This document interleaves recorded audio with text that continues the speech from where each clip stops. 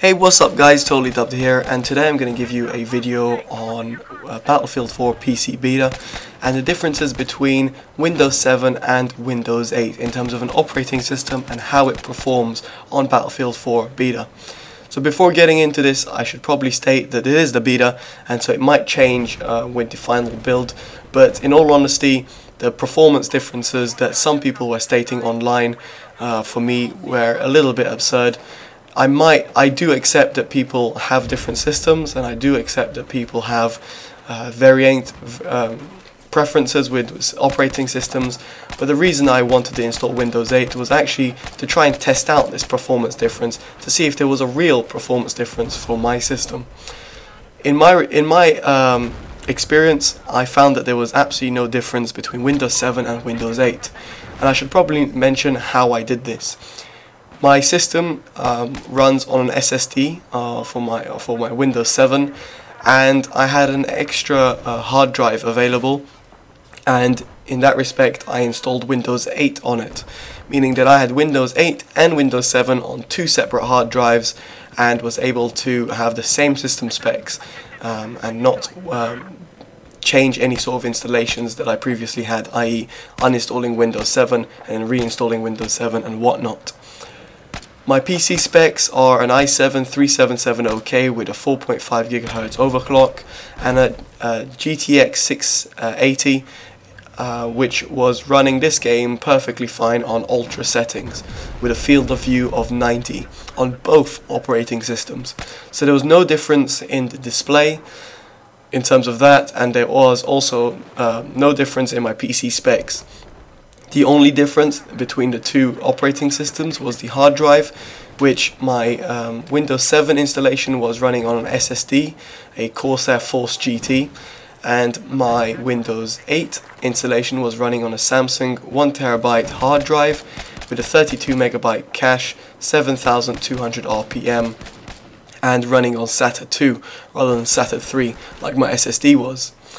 The reason I mention this is that some people might be wondering. However, there was absolutely no differences between the hard drives apart from the loading screen times. So the loading screen times on my SSD were much faster than my hard drive, pretty much naturally because of where Battlefield 4 Beta was installed. But apart from that, there was no differences in the game.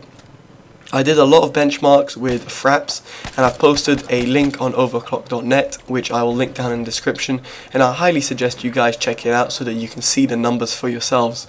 But basically there was only a 5 frames per second difference between Windows 8 and Windows 7, and that's Windows 8 coming out on top by 5 frames per second. However, some of you might know that 5 frames per second is absolutely nothing when it comes to PC gaming. And sure, it might be noticeable when you're talking about 15 frames versus 10 frames, but who plays at 10 frames per second, I don't know. But for me, there was absolutely no difference. My average on pretty much both operating systems was 60 frames per second, and that's more than acceptable for PC gaming. In fact, it's pretty impressive for Battlefield 4 Beta, because at first people were saying that we're getting 45 frames per second on average or whatnot, so I was quite worried. But at the end of the day, I was running at 60 frames per second, running really fine, really smoothly, and having great fun. The differences between Windows 7 and Windows 8 were actually to do with the minimum and maximum frames per second. As I said, the average were pretty much the same at 60 frames per second, but the minimum and average on Windows 8 were huge in terms of the variation, whereas on Windows 7 they're pretty much consistent, and not consistently bad, I mean just consistent. So whereas on Windows 7 you might be dropping to Windows 8, sorry, you might be dropping to 17 frames per second and then jumping to like 120 frames per second. On Windows 7, on the other hand, I never jumped down to about 30 frames per second, under 30 frames per second, if memory serves me right. So I was much more comfortable playing on Windows 7, and it was a much more consistent gameplay.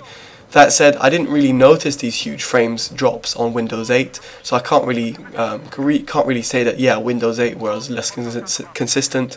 But looking at the benchmarks, that's all I can extract from the data. But in reality, The reason I'm making this video is because a lot of people were saying they were gaining 20 to 30 frames per second difference on Windows 8 over their Windows 7 OS.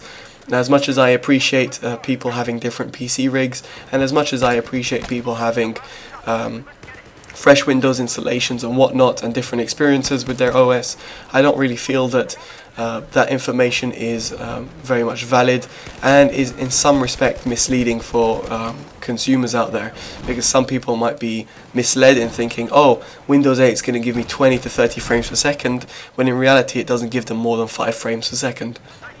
At least from my experience, I can definitely say I won't be upgrading to Windows 8.